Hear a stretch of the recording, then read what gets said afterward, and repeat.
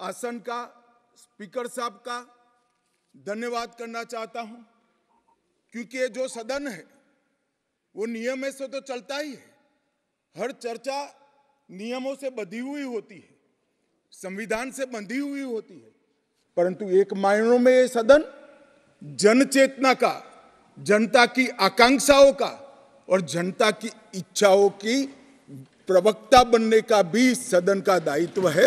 और आज ये हो रहा है। 140 करोड़ के देश में और दुनिया भर में बैठे हुए राम भक्त जो 22 जनवरी के बाद एक अद्भुत आध्यात्मिक चेतना का अनुभव कर रहे हैं, इसको वाचा देने के लिए आपने समय दिया, इसलिए देश आपका हमेशा के लिए आभारी रहेगा। मान्यवर, मैंने आज किसी का जवाब नहीं देना है। आज मैं मेरे मन की बात और देश की जनता की आवाज को इस सदन के सामने रखना चाहता हूं, जो सालों से कोर्ट के कागजों में दबी हुई थी। नरेंद्र मोदी जी के प्रधानमंत्री बनने के बाद उसको आवाज भी मिली, अभिव्यक्ति भी मिली। मान्यवर, 22 जनवरी का दिन, भले कुछ लोग कुछ भी कहे, मैं स्पष्ट रूप से देख रहा हूं 22 जनवरी का दिन 10 सहस्त्र सालों के लिए ऐतिहासिक दिन बनने वाला है। ये सबको समझकर चलना चाहिए। मान्यवर, जो इतिहास को पहचानते नहीं, ऐतिहासिक पलों को पहचानते नहीं, वो अपने अस्तित्व को, अपने वजूद को कहीं ना कहीं खो देते हैं। मैं आज फिर से एक बार कहने वाला हूं मान्यवर कि 22 जनवरी का दिन 10 सहस्त्र से भी अधिक सालों तक इस देश का ऐतिहासिक दिन है। मान्यवर, 22 जनवरी का दिन 1528 से शुरू हुई एक संघर्ष और अन्याय के सामने लड़ाई का एक आंदोलन के अंत का दिन है। 1528 से चली हुई ये न्याय की लड़ाई यहां पर समाप्त। मान्यवर, 22 जनवरी का दिन करोड़ों भक्तों के आशा, आकांक्षा और सिद्धि का दिन है। उनकी आज आशा आकांक्षाएं सिद्ध हुई है। मान्यवर, 22 जनवरी का दिन भारत की, समग्र भारत की, मैं चाहूंगा कि समग्र भारत पर पूरा सदन गौर करे। 22 जनवरी का दिन समग्र भारत की आध्यात्मिक चेतना के पुनः जागरण का दिन आज इतिहास में बन चुका है। मान्यवर, 22 जनवरी का दिन महान भारत की यात्रा की शुरुआत का दिन है। 22 जनवरी के दिन मां भारती को विश्व गुरु के मार्ग पर ले जाने को प्रशस्त करने वाला दिन मान्यवर बनने वाला है। मान्यवर, ये देश की कल्पना राम और रामचरित्र के बगैर कर ही नहीं सकती।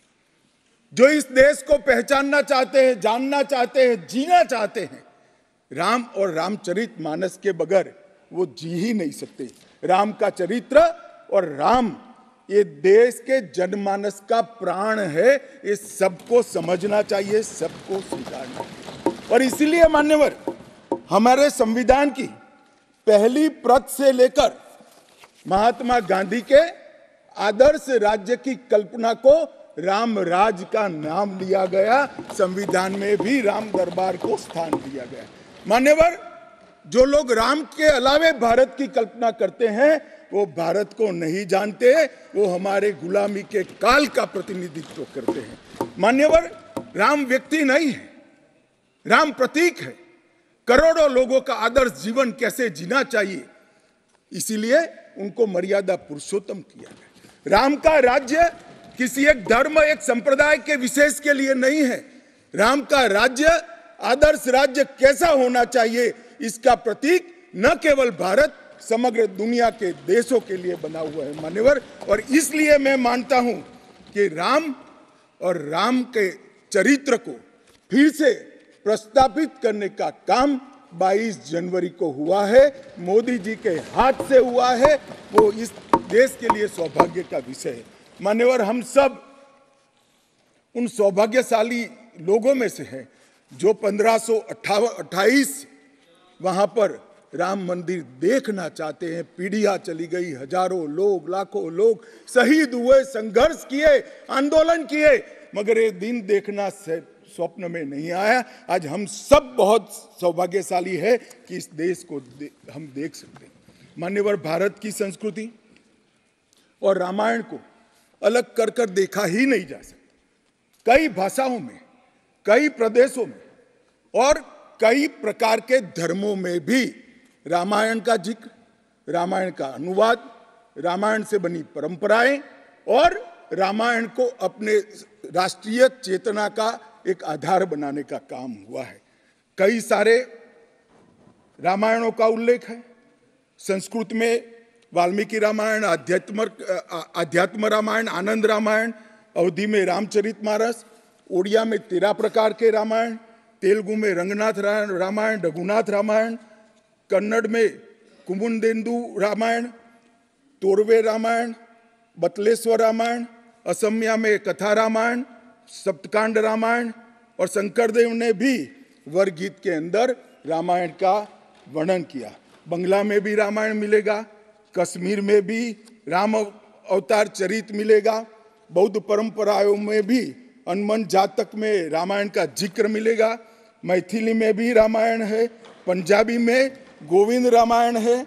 इतना ही नहीं, ओवैसी साहब चले गए, मुल्ला मसीही ने भी रामायण मसीही लिखकर सबके लिए इस आदर्श को प्रस्तावित किया है। कई सारे देशों में भी रामायण को स्वीकारा है और एक आदर्श ग्रंथ के रूप में प्रस्तावित किया है। विदेशों में नेपाल, जावा, इंडोनेशिया, कंबोडिया, तिब्बत, ये सभी देश भाषाओं में रामायण का अनुवाद भी हुआ है और उससे प्रेरणा भी ली जाती है। हमारे यहाँ आदिवासी जीवन भी एक प्रकार से अलग संस्कृति से, अलग परंपराओं से रचा बचा। उरांव में, बोडो में, संथाल में, संकाल में, बिरहोर में और छोटा नागपुर में सभी जगह स्थानीय भाषाओं में रामायण का अनुवाद भी हुआ और रामायण के आधार पर अपने जीवन को, आदर्श को बनाने का काम भी हुआ। मान्यवर, राम और रामायण से अलग इस देश की कल्पना हो ही नहीं सकती। मान्यवर, ये जो राष्ट्र की इच्छा की परिपूर्ति सम्माननीय मोदी जी के हाथ से 22 जनवरी को अभिजीत मुहूर्त में हुई है, ये लड़ाई 1528 से लड़ी जा रही है। दशकों तक ये लड़ाई चली। मान्यवर, दशकों तक लड़ाई चली। लगभग 1858 से कानूनी लड़ाई चल रही है। जब से अंग्रेजों का शासन था, 330 साल के बाद कानूनी लड़ाई का आज अंत आया है और रामलला अपने गर्भगृह के अंदर विराजमान हुए हैं।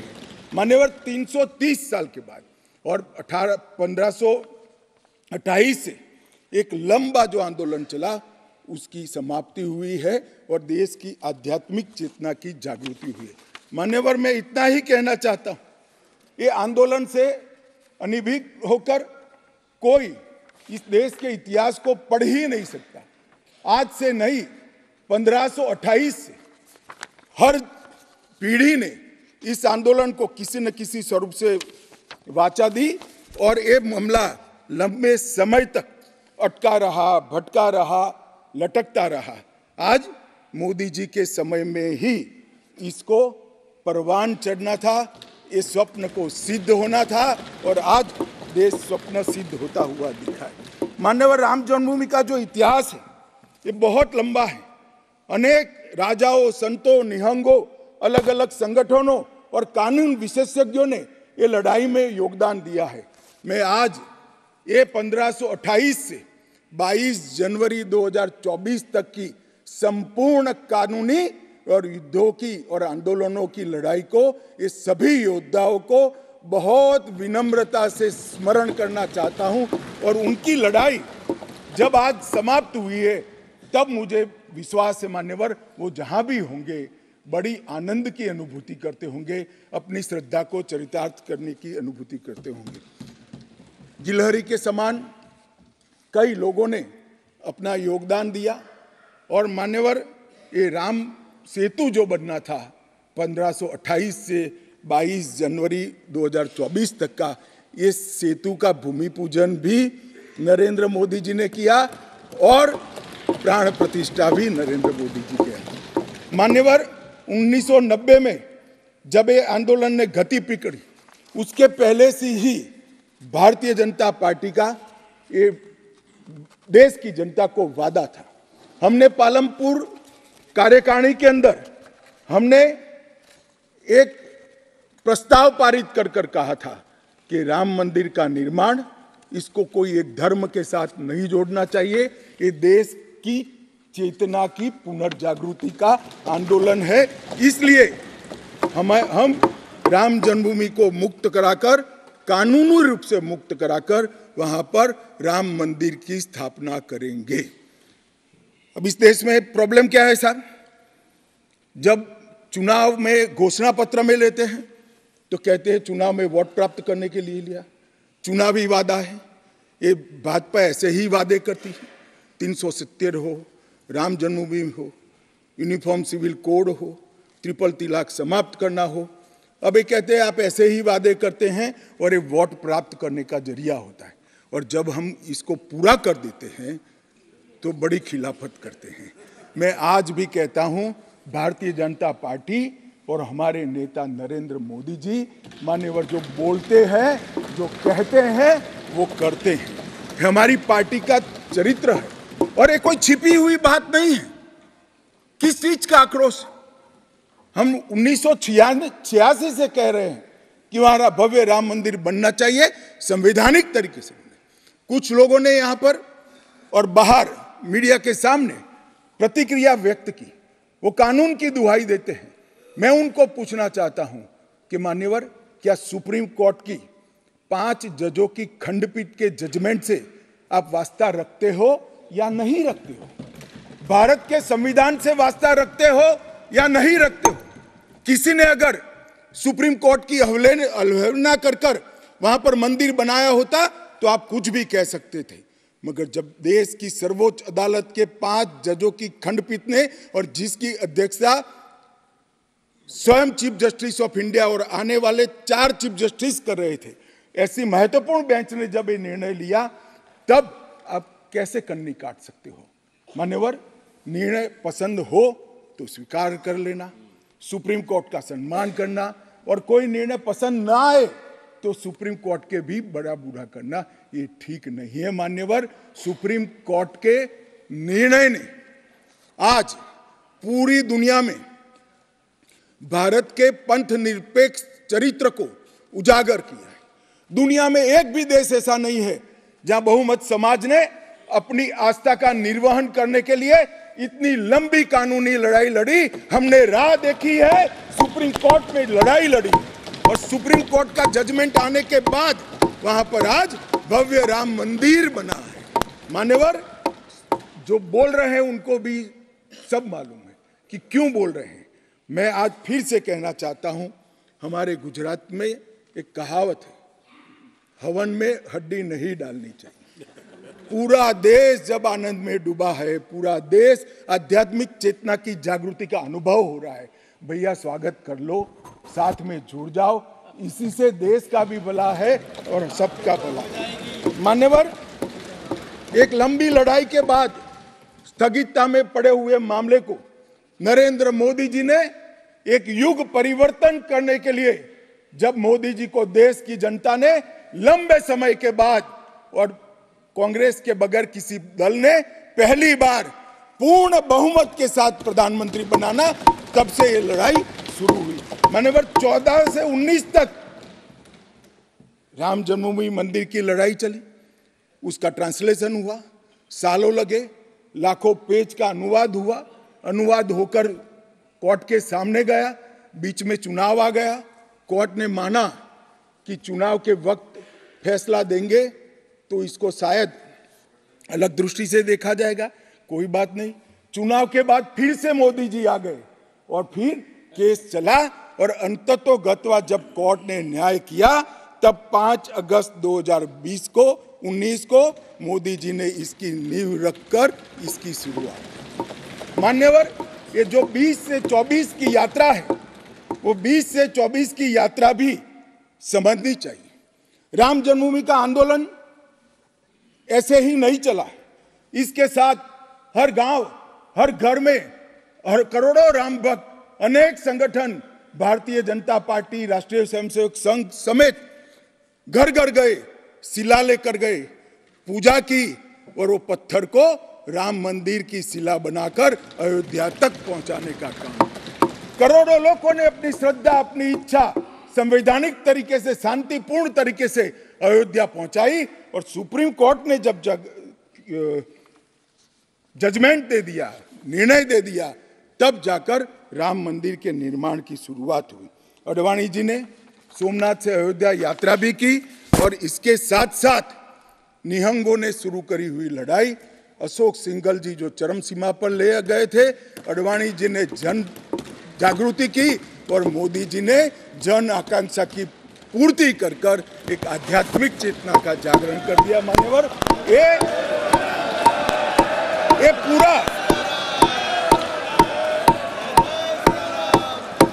पूरा आंदोलन मान्यवर, जब भी दुनिया का इतिहास लिखा जाएगा, एक डेमोक्रेटिक वैल्यू के रूप में देखा जाएगा कि कोई एक देश अपने बहुमती समाज की धार्मिक विश्वास की पूर्ति के लिए इतने समय धैर्य रखकर सुप्रीम कोर्ट में गुहार लगाता रहे और सुप्रीम कोर्ट के जजमेंट आने के बाद सौहार्दपूर्ण वातावरण में इसकी पूर्ति हो। मान्यवर, ये बहुत बड़ी बात है और मैं मानता हूं मान्यवर कि ये मोदी जी के नेतृत्व के बगैर संभव नहीं था।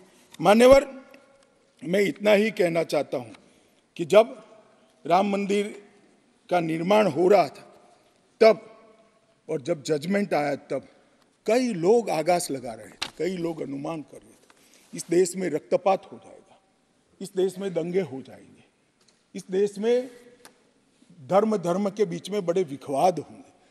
मगर मैं आज इस सदन को कहना चाहता हूं, ये भारतीय जनता पार्टी की सरकार है, नरेंद्र मोदी इस देश के प्रधानमंत्री। कोर्ट के जजमेंट को भी जय पराजय की जगह सबकी मान्य न्यायालय के आदेश में परिवर्तित करने का काम मोदी जी के दूरदर्शी विचार ने। और उसके बाद जब समय आया, निर्माण के बाद जब समय आया मान्यवर, उनको न्योता मिला कि वो आकर भूमि पूजन करें। 130 करोड़ की जनता के वो जनप्रतिनिधि हैं। न्यास ने उनको नेतृत्व करने का, जनता का प्रतिनिधि के नाते जब मौका दिया शिलान्यास करने का, तब मोदी जी के जो पूरा आचरण है इसको ध्यान से देखना चाहिए। मान्यवर, वो आचरण आने वाले अनेक सैकड़ों सालों तक दुनिया के सामने रहेगा और दुनिया के सामने इससे कई लोगों को प्रेरणा भी मिलेगी। मान्यवर, हम सब ने आचार्य गोविंद देव गिरि जी ने जो वक्तव्य दिया वो सुना है। मोदी जी को जब मौका मिला तब उन्होंने रामानंदी समाज के, संप्रदाय के और वैष्णव संतों से पूछा कि भाई प्राण प्रतिष्ठा करनी है, किसी संसारी ने करनी है, तो इसके यम नियम, इसके लिए किस प्रकार की उपासना करनी चाहिए। और जो संतों की ओर से सुझाएगा उससे भी अनेक गुना कठोर 11 दिन का व्रत इस देश के प्रधानमंत्री। मान्यवर, 11 दिन तक सैया पर नहीं सोना, 11 दिन तक केवल नारियल पानी के साथ उपवास करना, 11 दिन तक पूरा समय राममय, राम भक्ति में रचे बसे रहना और पूरे जीवन की उस वक्त की हर सांस को राम के साथ जोड़कर राममय बनकर प्राण प्रतिष्ठा करना। मान्यवर, ये 11 दिन में मां सबरी, गिलेरी, वानर, भालू, जटायु, ये सब के साथ जुड़े हुए देश भर में जो राम के स्थान थे, वहां जाकर राम के काज के लिए गिलहरी जैसा भी योगदान देने वालों को श्रद्धा पूर्वक प्रणाम करने का काम प्रधानमंत्री। राम मंदिर का जब भूमि पूजन का समय आया, कोई पॉलिटिकल नारे नहीं लगाए, ना मोदी जी ने इसका नेतृत्व पॉलिटिकली किया, ना हमारी पार्टी ने किया। हर रोज एक राम का भजन अलग अलग भाषा में ट्वीट कर एक भक्ति का आंदोलन शुरू किया। मान्यवर, इस देश में कई सारे भक्ति के आंदोलन खड़े हुए हैं, ढेर सारे आंदोलन खड़े हुए। मान्यवर, इस देश में भक्ति का आंदोलन कोई नया नहीं है। मान्यवर, मीरा ने चलाया, गुजरात में नरसिंह मेहता ने चलाया, रामानंद ने चलाया, एकनाथ और ज्ञानेश्वर ने चलाया, शंकरदेव और माधवदेव ने असम में चलाया, चैतन्य महाप्रभु ने चलाया, समर्थ रामदास ने चलाया। ये सब भक्ति आंदोलन ने समय समय पर देश को मजबूत करने का काम किया है, सनातन धर्म को टिकाने का काम किया है और सनातन धर्म के प्रति सबकी आस्था को बंधाने का काम। घनघोर अंधेरी रात में एक ध्रुव तारे की तरह ये भक्ति आंदोलन ने देश के जनमानस का नेतृत्व किया। भारत के ही छोर में 10 सिख गुरुओं ने अनेक प्रकार के बलिदान, एक दशम पिता ने तो अपना सर्वस्व दान कर दिया। इस प्रकार के त्याग की भी इस देश की परंपरा रही, परंतु ये समग्र भारत के हजारों साल लंबे सांस्कृतिक और राजनीतिक इतिहास में एक शासक ने, एक जनता के व्यक्ति ने, एक जनता के प्रतिनिधि ने अपने यम, नियम, तप और उपासना से भक्ति चेतना की जागृति की, तो इसका एकमात्र घटना नरेंद्र मोदी जी ने की। और मैं तो स्वयं अनुभव कर रहा हूं। मैं उस दिन बैठा था लक्ष्मी नारायण मंदिर में, दिल्ली में बिरला मंदिर में। जो जनता थी, जो लोग थे, सबकी आंखों में आंसू थे। पूरा देश राममय हो गया था और जय श्री राम के नारे लगा रहा। मान्यवर, मोदी जी ने बड़ी शालीनता के साथ विजय के, पराजय के कोई भाव के बगैर जय श्री राम के युद्ध के नारों से पूरी दुनिया जानती है। जय श्री राम की वानर सेना का युद्ध का घोष था, पूरी दुनिया जानती है। जब संघर्ष चला तब जय श्री राम चला और मंदिर बना तो जय सिया राम हो गया। संघर्ष से भक्ति की यात्रा पूरे देश को आगे ले जाने वाली यात्रा है। मान्यवर,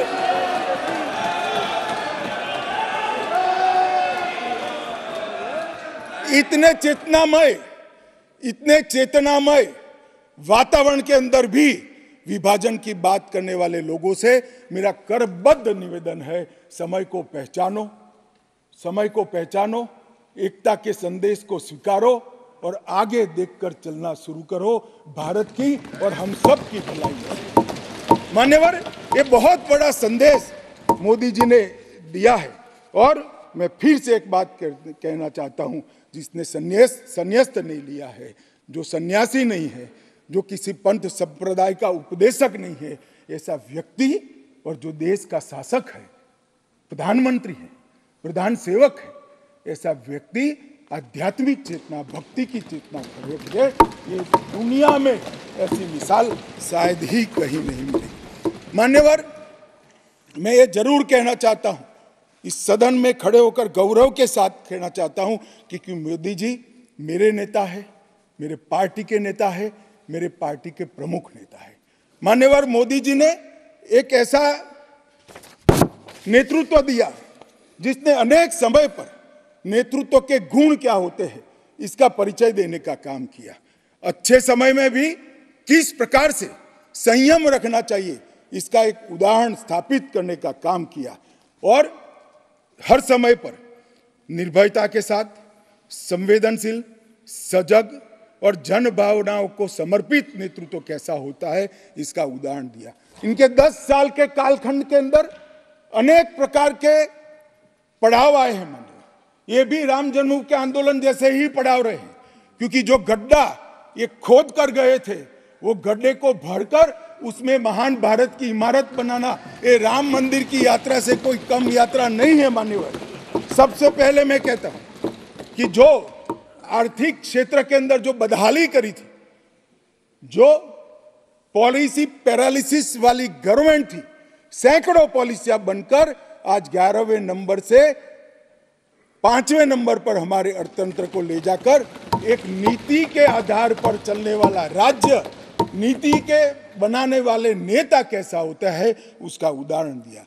कोविड आया तो भयभीत हुए बगैर, सरकार की मशीनरी कम पड़ जाएगी, जब तक आंदोलन पूरा देश नहीं लड़ेगा इससे हम नहीं लड़ पाएंगे, वो जानते हुए एक मोर्चे पर वैक्सीन का इनोवेशन का काम चालू रहा, दूसरे मोर्चे पर हेल्थ इंफ्रास्ट्रक्चर का अपग्रेडेशन का काम चालू रहा, तीसरे मोर्चे पर हर गरीब के घर में अनाज पहुंचाने का काम चालू रहा, चौथे मोर्चे पर जो कोविड की दर्दियों की शुश्रूषा कर रहे थे उनका नेतृत्व करने का काम चालू रहा, और 5वें मौके पर जनता कर्फ्यू, दिया जलाना, थाली बजाना, हंसने वाले आज रोड पर घूमते हो गए, उनको मालूम नहीं है पूरी दुनिया मोदी जी के संवेदनशील और समग्रता से भरे हुए नेतृत्व को आज स्वीकार। मान्यवर, यही समय में कोविड का पड़कार भी आया, यही समय में 62 की तरह चीन ने अपना मुंह दिखाना शुरू किया, दृढ़ता के साथ नेतृत्व छाती सीना तान कर खड़ा रहा, हिंदुस्तान की 1 इंच जमीन नहीं। कई बार हुआ था इसी समय में पूंछ और पुलवामा में हमला हुआ, सर्जिकल स्ट्राइक और एयर स्ट्राइक कर कर नेतृत्व की वीरता का भी परिचय दिया और घर में घुसकर जवाब देने का काम किया।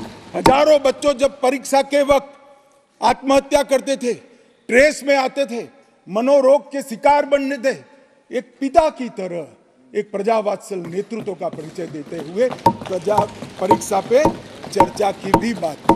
और जब मौका राम मंदिर का आया तब एक सन्यासी की तरह, एक भक्त की तरह गौरवपूर्ण तरीके से आध्यात्म को जागरूक करते हुए आध्यात्मिक चेतना का जागरण करने का काम भी नरेंद्र मोदी जी ने किया। मैं इसलिए कहता हूं कि बहुत लंबे समय से इस देश को ऐसे नेतृत्व की जरूरत थी। 70 साल तक, 68 साल तक देश ऐसे नेतृत्व में भटकता रहा, लटकता रहा। 130 करोड़ की जनता ने मोदी जी को चुनकर एक सर्वगुण संपन्न नेता को चुनकर देश की सभी चुनौतियों को समाप्त किया। मान्यवर, मैं आज आपके माध्यम से ये मैं कहना चाहता हूं, ये राम मंदिर का निर्माण, और राम मंदिर में रामलला की बाल प्रतिमा, मनोहरी दृश्य, आंख बंद कर देते तो सामने वो प्रतिमा दिखाई पड़ती। इतनी मनोहरी प्रतिमा बनाने का काम हुआ और उसकी प्राण प्रतिष्ठा भी हुई। मान्यवर, एक प्रकार से समग्र भारतीय संस्कृति को मोदी जी के माध्यम से एक अभिव्यक्ति का काम हुई। मान्यवर, राम का जीवन ही अपने आप में परिपूर्ण जीवन। बचपन में ही शिक्षा संस्थानों की रक्षा के लिए विश्वामित्र के वहां रावणों का वध किया, अहल्या को सम्मान दिया, मां सबरी को गले लगाकर इस देश के गिरिजन और पिछड़े लोगों को गले लगाने का काम किया, महिलाओं का सम्मान किया, और गिलहरी, गिद्ध, वानर, रींछ, वनवासी सबको जोड़कर सत्य पर सत्य की विजय का झंडा श्री राम ने फहराया। और मोदी जी ने जब ये अयोध्या बन रही है, ढेरों लोगों ने, मैं आज सबके बीच में कहने से मेरी अपने आप को रोक नहीं सकता, ढेरों लोगों के प्रस्ताव थे कि अयोध्या के इंटरनेशनल एयरपोर्ट को श्री राम का नाम दिया जाए। बड़ा लोक लुभावन प्रस्ताव, परंतु मोदी जी ने महर्षि वाल्मीकि का नाम देना। सारे मौकों पर दशरथ का, सीता माता का चौराहे पर नाम देने का प्रस्ताव आया था, मोदी जी ने कहीं जटायु को रखा, कहीं गिलहरी को रखा, कहीं हनुमान को रखा। मान्यवर, समग्र समाज साथ में लेने का काम किया। मान्यवर, ये जो मंदिर बना है उसके निर्माण में भी पूरे समाज को साथ में रखने का काम किया गया है। मान्यवर, मैं आपको जरूर बताना चाहता हूं कि इसमें देश के हर हिस्से को स्थान देने का काम मंदिर के निर्माताओं ने किया है। एक भी प्रदेश ऐसा नहीं है जहां से कुछ नहीं आया है। हर प्रदेश और आसपास के सभी देशों से राम काज के लिए कुछ न कुछ समर्पित हुआ है, सबकी भूमिका रही है। पूरे समाज को जोड़कर मान्यवर ये मंदिर बना है। ये सामाजिक एकता का एक अद्भुत उदाहरण मंदिर है, सांस्कृतिक पुनर्जागरण का अद्भुत उदाहरण मंदिर है। मान्यवर, अयोध्या में राम मंदिर विध्वंस के सामने विकास का विजय है। मान्यवर, अयोध्या में राम मंदिर धर्मांधता के सामने आध्यात्मिकता और भक्ति का विजय है। मान्यवर, भारत के गौरवमय युग की ये शुरुआत है। आत्मनिर्भर भारत और विकसित भारत का रास्ते का प्रशस्तीकरण का पॉइंट है और भारत माता को विश्व गुरु बनाने के रास्ते की मान्यवर शुरुआत है। मैं जरूर मानता हूं कि सालों से, सदियों से इस देश के प्रेरणा पुरुष रहे, जिनके चरित्र से न केवल इस देश, पूरी दुनिया संदेश लेती है। ऐसे प्रभु श्री राम को मूर्ति का अपने निज घर में स्थापन से इस देश का जो नया युग शुरू हुआ है ये बहुत शुभांकर होगा और आने वाले दिनों में 2024 में भी मोदी जी के नेतृत्व में यहाँ सरकार बनेगी और ये शुभांकर शुरुआत हुई है, उसको गंतव्य स्थान पर ले जाने का प्रयास करेगी। मान्यवर, मेरा बहुत बहुत धन्यवाद। मेरे शब्द और विचार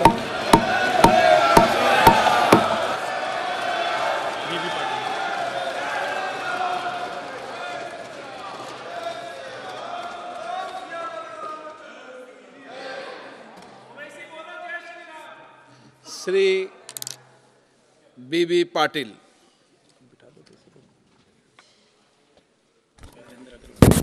स्पीकर सर, मुझे सदन में बोलने का अवसर देने के लिए बहुत बहुत धन्यवाद। जैसे जैसे भारत विकास और आध्यात्मिकता के जादुई पथ की ओर बढ़ रहा था, यहाँ हम अयोध्या में राम मंदिर के उद्घाटन के साथ आध्यात्मिक सद्भाव में एक नया युग में प्रवेश कर रहे हैं। 22 जनवरी 2024 को अयोध्या में राम मंदिर के